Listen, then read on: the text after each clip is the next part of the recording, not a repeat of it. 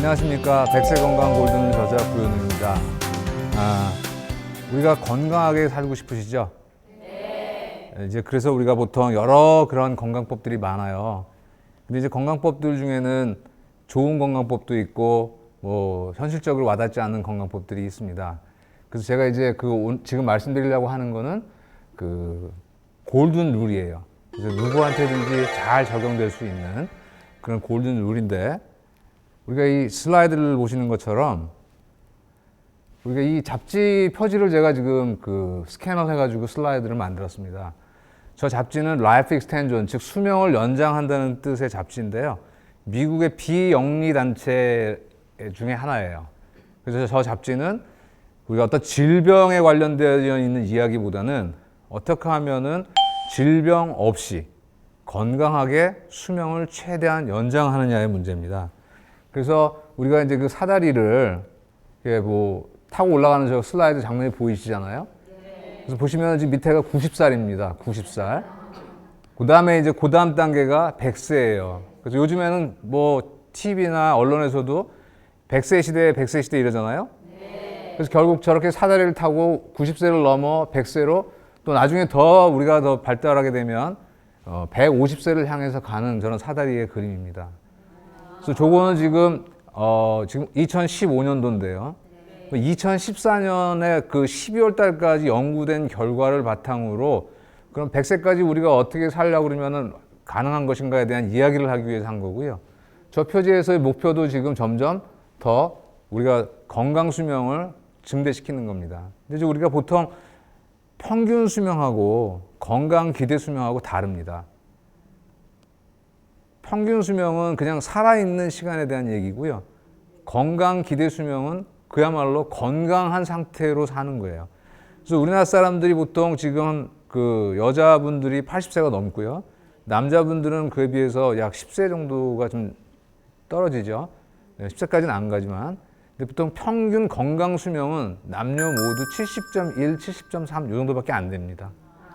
지금 무슨 얘기냐면 건강하게 우리가 질병 없이 살 수 있는 시간이 평균 수명보다는 짧다는 얘기예요. 그래서 진정으로 우리가 수명이 연장된다고 하는 것도 중요하지만 건강한 상태로 연장되는 게 중요하겠죠. 그래서 그거에 관련되어서 어떻게 하면 우리가 건강하게 오래 살 수 있느냐를 지금부터 말씀드리려고 하는데, 그거는 보통 7가지의 분야를 잘 지키시면 돼요. 그래서 7가지를 한꺼번에 다 말을 못하니까 그걸 나눠서 하게 되는데, 그 7가지의 어느 하나에 치중해서는 안 됩니다. 그 7가지가 어떤 사람에게는 첫 번째 게 더 중요할 거고, 어떤 사람에게는 두 번째 게 더 중요할 거고, 어떤 사람은 맨 마지막 게 더 중요할 거고, 그 7가지 모두를 잘 지켜내야 우리가 건강하게 이렇게 건강한 목표를 잘 유지하는 그런 건강법을 우리가 실천할 수 있습니다. 그래서 여러분들 많은 건강법들이 있잖아요. 그 건강법들을 우리가 고르는 기준을 알아야 돼요. 그래서 제 건강법이 무조건 좋다고 하는 게 아니라 제 건강법도 그 기준에 맞지 않으면 좋지 않은 거겠죠. 그래서 오늘 기준을 알려드리겠습니다. 여러분 영어의 E 아시죠? E. 네. 그 E가 4개가 모이면 좋은 건강법의 기준이 됩니다. 그래서 첫 번째는 근거가 있어야 돼요. 근거가. 그래서 그 근거의 앞글자가 에비던스에서 E가 하나 들어가고요. 두 번째는 아무리 좋은 것도 효과가 없으면 안 되겠죠. 그래서 효과라고 하는 이펙트의 E가 두 번째 E가 되겠고요. 세 번째는 하기가 너무 어려우면 힘들어요. 어떤 사람은 할 수 있는데 할 수 있는 사람이 숫자가 얼마 안 되는 복잡한 동작을 한다든지 뭐 그렇다 그러면 어렵잖아요. 그래서 하기 쉬워야 됩니다. 그래서 easy to use. 하기가 쉬워야 돼요. 그래서 세 번째 E가 easy to use, 쉬워야 된다는 뜻이고요. 네 번째는 굉장히 비싸면 그것도 역시 모든 사람들한테 다 할 수 없잖아요. 그래서 경제적이라고 하는 의미에서 이코노미에 가지고 E가 들어가서 4개의 E가 부합되는 그런 건강법이 바로 4E의 원칙입니다. 그래서 어떠한 건강법이든지 간에 여러분들이 책을 보시던 누구한테 듣던 방송을 보던 저 건강법이 정말 좋은 건강법인지 아닌지를 판단하시려고 그러면 그 4개를 견주어 보시면 돼요. 그래서 이제 아까도 말씀드린 것처럼 결국은 저 네모칸 안에 굉장히 많은 종류의 그러한 곡선들이 그려질 수가 있어요. 그래서 가로축은 나이고요. 세로축은 뭐냐면 저게 건강도예요. 그래서 처음 태어났을 때, 영세 태어났을 때는 100이라고 우리가 따졌을 때 특별한 장애를 갖고 태어나지 않으면 점점 이제 밑으로 하얀 곡선을 그어서 각자에 맞는 곡선들이 그려질 겁니다. 근데 여러분 9988234란 말씀 많이 들어보셨죠? 네. 저희 원로 의사 선생님 중에 이시영 박사님께서 자주 말씀하시는 건데요. 99세까지 팔팔하게 사시다가 2, 3일 앓고 그냥 천수를 다하라 이 뜻이잖아요. 결국은 그렇게 되려고 그러면 저 사각형의 모퉁이로 모든 곡선을 끌고 가야 됩니다. 그러면 99세까지 팔팔하게 살다가 2, 3일 앓고 천수를 다하는 그런 과정이에요. 그래서 제가 여러분들한테 알려드리려고 하는 건강법의 목표도 저렇게 곡선을 사각형화하는 거예요. 그래서 영어 전문적인 말로는 rectangularization of life curve. 인생의 곡선으로 만들지 말고 직사각형화하자. 9988234의 꼭지점까지 끌고 가자는 뜻입니다. 그래서 지금 제가 말씀드린 100세 건강 골든 룰의 목표가 바로 저거예요. 그럼 저렇게 하려 그러면 7가지의 그런 분야에 있어서 여러분들이 아까 말씀드린 4가지 원칙에 부합되게 우리가 하시면 누구든지 저 목표를 달성하실 수 있다는 말씀입니다. 지금 보시는 것처럼 저렇게 빙산이 있어요. 우리가 눈에 보이는 거는 맨 위에 있는 얼음만 보입니다. 그래서 우리가 증상이 나타난 혈압이 높다든지 뭐 암이나 당뇨나 이런 표면에 나타난 증상들 이런 것들은 결국 저 밑에 이미 건강 상태를 벗어나서 뭐 두통이 있다든지 소화가 안 된다든지 잠을 못 잔다든지 뭐 식은땀 흘린다든지 불안하다든지 그 이전에 그런 반응들이 있었어요. 그 반응들을 얼른 자기가 원인을 찾아서 저 밑에 건강한 상태로 되돌리려고 노력을 했었으면 위로 올라오지 않는데 그러한 반응이 계속 무시되고 또 거기다가 다양한 어떤 해로운 일들을 하게 되면 결국은 저 미병 상태라고 하는 증상들이 위로 발전해가지고 질병으로 반응하게 됩니다. 그래서 우리 몸에서는 우리 몸과 마음은 건강하게 반응할 수도 있고 질병으로 반응할 수도 있고 그 사이로 반응할 수 있는 거예요. 여기 계시는 분 모두가 다 지금 그 세 개의 상태 중에 하나로 반응하는 겁니다. 자, 우리가 사람이 저렇게 유인원으로서부터 시작해가지고 쭉 우리가 구석기 시대를 거쳐서 저렇게 산업화가 됩니다. 그러니까 점점 건장해지고 잘생겨졌다가 산업화가 되니까 어떻게 돼요? 배가 나오고, 그죠? 비만해지고, 이제 거꾸로 이제 아주 건장한 그런 그 상태에서부터 퇴화되는 거죠. 인간의 수명은 늘어났지만 실질적으로 그 늘어난 시간 속에 건강한 상태로만 있는 것이 아니라 아까처럼 질병으로 반응한다는 얘기예요. 결국 키는 누가 쥐고 있을까요? 유전자가 쥐고 있습니다. 그 저 유전자라고 하는 것은 마치 집을 질 때 설계도와도 같은 거예요. 우리가 과거 우리 선조 때부터 물려온 인간이 가지고 있는 고유의 유전자 기능을 어떻게 하면 최적의 상태로 발현시킬 수 있느냐가 7가지를 잘 지키시면 된다는 뜻이에요. 그 중에 하나가 이제 지금 말씀드리려고 하는 운동에 관련된 겁니다. 자, 우리는 동물입니까? 식물입니까? 동물. 그렇죠? 그러니까 동물은 움직일 동자를 써서 동물이에요. 그래서 동물은 움직이는 거고요.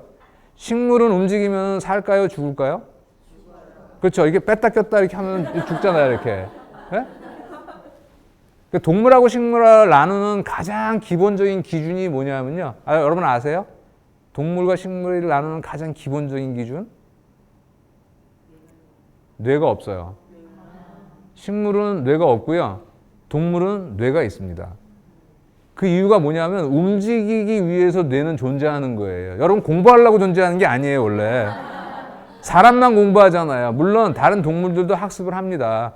그 학습의 목표는 정말 공부하려고 하는 게 아니라 살려고 하는 학습이에요. 어떻게 하면 잘 먹이를 먹을 수 있을까 하는 그러한 또 위험으로부터 회피하는 것에 대한 학습이지 지금 우리가 무슨 인문학을 한다든지 뭐 이러려고 지금 동물들에게 뇌가 부여된 거 아니거든요. 어떠한 동물든지 간에 뇌가 존재한다고 하는 거는 실제로 움직이기 위해서 존재하는 겁니다. 근데 여러분들 정말로 많이 움직이시나요? 우리가 구석기 시대라고 하는 것을 좀 잘 생각해 봐야 돼요. 구석기 시대. 왜 그러냐면 실제로 구석기 시대의 유전자하고 우리의 유전자하고는요 99.999% 같습니다. 근데 이제 그게 점차로 문명화가 되면서 우리의 유전자적인 발현이 바뀌게 돼요. 그래서 아까 우리가 유전자를 저희가 슬라이드에서 보여드렸잖아요. 근데 과거에는 그 유전자가 마치 결정되어져 있는 운명처럼 받아들여졌습니다. 지금도 마찬가지인데요. 다만 유전자가 발현되는 것은 그렇지 않습니다. 지금 제가 말씀드리려고 하는 운동을 비롯한 7가지의 그러한 방법들을 잘 적용하면 유전자의 발현을 조절할 수 있어요. 그래서 우리가 이제 운동을 해야 되는데 보통 통상적으로 구석기 시대 사람들은 하루에 12km에서 20km를 걸었습니다. 왜 걸었을까요? 먹고 살라고. 이게 주워 먹어야 되거든요. 사냥도 옛날엔 잘 못했어요. 사람은 굉장히 취약하기 때문에 동물성 단백질을 구하려고 그러면 되게 조개 같은 걸 주워 먹고 살았습니다. 그래서 강가에 살아서 우리 강가에 있는 또는 바닷가에 있는 조개는 우리한테 크게 해로를 주지 않잖아요. 주우면 되니까 그거는. 그러니까 그걸 한번 먹고 나면 또 다음번 때까지 걸어야 되고 해서 하루에 자기가 먹을 양을 충족시키려고 그러면 보통 12km에서 20km를 걸었다 그래요. 그러니까 우리 유전자는 기본적으로 하루에 12km에서 20km를 걷도록 만들어진 유전자입니다. 근데 실질적으로 우리는 지금 1.2km도 안 걸은 사람 많아요. 그렇죠? 그러니까 우리는 움직여야 되고요. 그 움직이는 거 이유가 또 하나가 있어요. 제가 이제 제시하는 건강법의 핵심은 세포를 건강하게 하면 우리 몸은 어디든지 건강해질 수 있다는 거예요. 우리 몸은 기본적인 단위가 세포입니다. 생명체의 기본 단위는 세포인데요. 우리 몸이 약 60조에서 한 100조 개 정도에 되는 세포로 구성되어져 있어요. 숫자로. 그래서 그 세포 하나하나가 건강하면 건강한 거예요. 근데 그 세포도 역시 마찬가지로 우리의 오장육부가 있는 것처럼 세포도 역시 마찬가지로 세포 기관이 있습니다. 뭐 여러 개의 기관들이 있지만 실제 그 생명 현상을 주관하는데 가장 중요한 기관 3개를 들어라 그러면 세포막, 미토콘드리아, 세포핵이라고 하는 3개를 들 수가 있는데요. 그 중에서도 이 운동이라고 하는 것이 굉장히 밀접하게 연관되어져 있는 게 미토콘드리아라는 겁니다. 여러분 미토콘드리아 들어보셨어요? 이거는 우리 일상생활에서 뭐하고 같은 거냐 면 발전소와 같은 겁니다. 만약에 지금 전기가 없다 그러면 이 자리가 깜깜하겠죠. 그 다음에 추울 겁니다. 그러니까 우리는 지금 전기가 없이 산다는 거는 있을 수가 없잖아요. 마찬가지로 우리 몸에서도 ATP라고 하는 에너지 단위를 만들지 않으면 우리가 3분 이상 기능할 수가 없어요. 그 ATP를 만들어내는 기관이 바로 미토콘드리아인데요. 저 미토콘드리아의 숫자가 많이 필요한 곳은 많고 적게 필요한 곳은 적어요. 예를 들자면 심장 같은 경우는 하루 종일 뛰어야 되잖아요. 얘 멈추면 죽잖아요. 그 다음에 뇌도 하루 종일 써야 되거든요. 그러니까 심장, 뇌, 근육 이런 데에는 미토콘드리아 숫자가 많은데요. 미토콘드리아의 숫자는 공교롭게도 뭐 세포 하나당 400에서 뭐 2000개 이렇게 개수가 다양합니다. 근데 그 숫자는 늘었다 줄었다 해요. 근데 그 숫자를 늘릴 수 있는 유일한 방법이 운동이에요. 운동을 하지 않으면 미토콘드리아 숫자가 안 늘어나거든요. 그래서 결국 젊었을 때 신진대사가 좋다고 하는 거는 외부로부터 들어온 것들을 우리가 활발히 이용해서 잘 내보내서 몸에 쌓이지 않는다는 거예요. 그래 비만하지 않잖아요. 근데 만약에 미토콘드리아의 기능이 떨어진다 그러면 결국은 에너지 대사가 잘 안 이루어지기 때문에 들어온 것보다 안 나가니까 비만해지죠. 근데 더구나 무거우면 또 움직이기가 싫잖아요. 그럼 결국은 어떻게 돼요? 근육에 있는 미토콘드리아의 숫자는 늘어나지 않고 줄어들어요. 근데 그때 우리가 만약에 다이어트를 한다 그래가지고 그냥 굶으면 몸무게의 숫자는 빠집니다. 근데 그때 필요로 하는 거는 안 빠지고 필요하지 않은 거는 안 빠져요. 예를 들면 필요치 않은 체지방은 나가야 되고 내장지방도 나가야 되는데 그런 부분들은 안 나가고 제일 먼저 운동 안 하면서 안 먹게 되면 근육이 감소합니다. 그 다음에 근육이 감소하면 미토콘드리아 숫자가 감소하니까 대사가 더 떨어지죠. 근데 못 참고 다시 음식을 먹게 되면 그 다음 어떻게 될까요? 더 내보내지 못하게 되니까 또다시 살이 찌게 돼요. 그땐 또 뭐가 쪄요? 지방이 쪄요. 그 다음에 또 뺄 때는 뭐가 빠져요? 근육이 빠져요. 그게 반복되다 보면 결국은 어떻게 되냐면 우리 몸이 질병으로 반응합니다. 그래서 여자분들이 극심한 다이어트를 하게 되면은 갑자기 젊은 여자들이 폐경이 오기도 하고, 뭐 골다공증이 오기도 하고 그런 복잡한 질병으로 반응을 하게 되죠. 그래서 운동이라고 하는 것은 그만큼 아주 중요한 역할을 하게 됩니다. 근데 이제 우리가 운동 그러면 뭘 해야 되는지 어떻게 해야 되는지가 중요하잖아요. 네? 근데 제가 이제 지금 말씀드리려고 하는 것은 운동의 중요성에 대해서 말씀드렸다 그러면 그럼 어떻게 할 것인가? 운동을. 자, 운동은 뭐 여러 가지로 나눌 수가 있겠지만 유산소 운동과 근력 운동으로 대별할 수 있습니다. 근데 유산소 운동은 산소를 들여 마셔서 그걸 이용해 가지고 우리 몸에 있는 체지방이라든지 뭐 내장 지방이라든지 이런 거를 태우는 그런 역할을 하는 유산소 운동이 있는 반면에 그 다음에 중요한 거는 우리가 근육의 양과 근육의 기능을 우리가 촉진시키는 근력 운동이라는 게 반드시 필요합니다. 그래서 유산소 운동의 대표적인 것은 걷는 거예요. 근데 여러분, 우리 몸이 왜 이렇게 생겼을까요? 왜 눈이 이렇게 되고 입은 안 튀어나오고 손발이 이렇게 생기고 손톱이 왜 이렇게 생겼을까요? 왜 그럴까요? 직립보행하도록 만들어진 겁니다. 그러니까 제가 병원에서 진료할 때 제일 먼저 하는 것 중에 하나가 환자분이 걸어 들어오는 걸 제가 봐요. 그러면 저분이 지금 정상적으로 잘 걷는지 안 걷는지만 봐도 저분이 어디쯤에 문제가 있을 것인지, 그 다음에 그분이 아프다고 하는 것이 왜 그런 문제를 가지고 있는지를 알 수 있습니다. 두 번째, 똑바로 세워놓습니다. 이게 똑바로 서보세요 하면 이렇게 쓰는 사람 많아요. 또 이렇게 쓰는 사람 많고요. 또 이렇게 쓰는 사람 많습니다. 전부 다 직립이 안 된 거예요. 직립이. 그래서 직립보행할 수 있다고 하는 거는 축복이에요. 그러니까 직립보행이 되면 우리가 정상적으로 걸음을 걸을 수가 있고요. 그래서 하루에 통상 저 같은 경우에는 10,000보에서 12,000보를 걷는데요. 그게 이제 키로수로 따지면 7km에서 한 8km 정도 됩니다. 그 정도를 걸으면 하루의 운동량으로서는 충분해요. 근데 다만 근육 운동이 부족하죠. 그래서 근육 운동은 자기 체중을 이용해서 하는 것이 비교적 손쉽습니다. 왜냐하면 기구를 이용한다든지 하면 어딜 가야 되고 그걸 사야 되고 그런 복잡한 일들이 생기잖아요. 그러니까 내 몸을 이용한, 내 몸무게를 이용한 그러한 근력 운동을 하는 것 중에 하나가 대표적인 게 쪼그려 앉았다가 일어났다 하는 스쿼트 같은 겁니다. 그러면 이제 우리가 하체 운동을 할 수가 있고요. 상체 운동으로는 팔굽혀펴기를 하는데요. 바닥에서 하면 너무 힘들잖아요. 근데 바닥에서 하는 것이 아니라 우리가 이제 벽을 짚고 한다든지 또는 책상을 짚고 한다든지 이렇게 하시게 되면 상체 운동이 충분히 가능하고요. 그 다음에 이제 가볍게 책상 같은 데다가 발을 걸고 윗몸 일으키기를 한다든지 이렇게 자기 체중을 이용해서 우리 몸을 움직이게 되면 자기 체중을 중력에 의해서 거스리는 방향으로 움직이기 때문에 근육에 충분한 자극이 가서 미토콘드리아의 숫자도 늘게 되고요.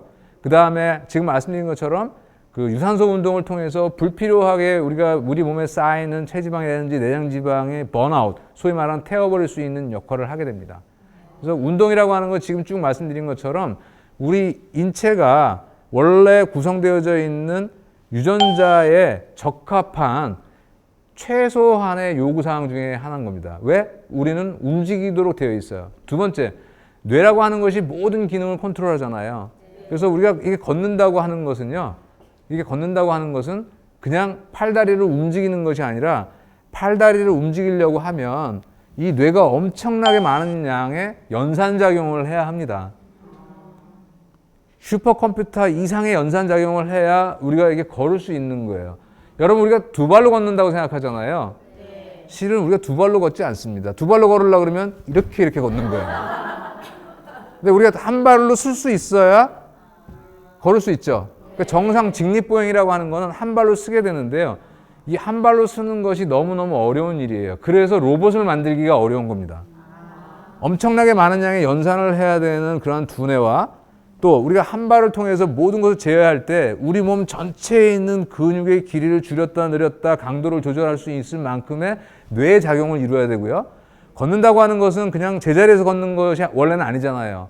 원래는 이렇게 산천초목을 보면서 걷고 위험물도 피해야 되니까 전체적인 오감을 다 동원해서 우리가 사용하는 거거든요. 그래서 우리가 그 피트니스 센터 거기 가서 이 트레이드밀에서 뛰거나 걷는 것보다는 실제로 산이나 또는 우리 그냥 길에서 우리 오감을 다 이용해서 걷는 것이 대단히 중요한 거예요. 그럼 우리가 일주일에 얼마 정도의 그런 운동이 필요할까요? 이걸 연구해 봤어요. 그랬더니 200분이면 충분하다고 합니다. 200분. 여러분 그 관절염 앓는 사람들이 주위에 꽤 있을 겁니다. 실은 그 관절염을 앓게 되는 가장 기본적인 이유 중에 하나는 관절을 가로지르는 근육의 기능과 근육의 이상이 있어요. 그렇기 때문에 관절을 우리가 강화하거나 안정화를 하려고 그러면 문제가 되는 관절을 가로지르는 근육을 정상적인 강도와 배열을 이룰 수 있도록 운동을 병행하지 않으면요, 그 관절염은 약만 먹는다고 우리가 또는 수술만 한다고 해서 해결될 일이 아닙니다. 우리가 운동을 통해서 뇌를 자극하고 뇌가 정상적 작동을 해야 혈관의 압력을 좌지우지하는 자율신경의 실조 같은 걸 막을 수가 있고요. 또 수면 같은 것을 정상적으로 유지할 수 있기 때문에 충분한 수면을 통해서 성장 호르몬이라든지 기타 여러 가지 호르몬의 밸런스를 잘 유지하는 데에도 도움이 되거든요. 그러니까 우리가 아까 말씀드린 것처럼 어떠한 자극에 의해서 건강하게 반응할 거냐 아니면 질병으로 반응할 거냐는 누가 결정합니까? 본인 스스로가 결정하는 거죠.